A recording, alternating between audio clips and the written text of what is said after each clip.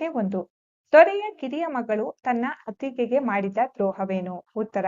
ದೊರೆಯ ಕಿರಿಯ ಮಗಳು ತನ್ನ ಅತ್ತಿಗೆಯನ್ನು ಹೂವಿನ ಗಿಡ ಮಾಡಬೇಕೆಂದು ಆಲೋಚಿಸಿ ತನ್ನ ಗೆಳತಿಯರೊಂದಿಗೆ ತನ್ನ ಅತ್ತಿಗೆಯನ್ನು ಕರೆದುಕೊಂಡು ಸೂರ್ಯವನ್ನೇ ಉದ್ಯಾನವನಕ್ಕೆ ಉಯ್ಯಾಲೆ ಆಡಲು ಬಂದಳು.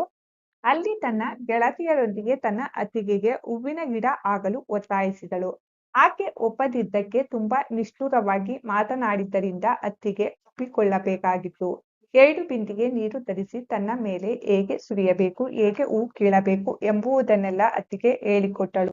ಆದರೆ ಅದನ್ನು ಸರಿಯಾಗಿ ಕೇಳಿಸಿಕೊಳ್ಳದ ದೊರೆಯ ಮಗಳು ಹಾಗೂ ಗೆಳತಿಯರು ಅಡ್ಡದಿಡ್ಡಿಯಾಗಿ ನೀರು ಸುರಿದು ಎಲೆ, ರೆಂಬೆ, ಚಿಗುರು ಎಲ್ಲವನ್ನೂ ಹೇಗೆಂದರೆ ಹಾಗೆ ಕರಚಿದರು.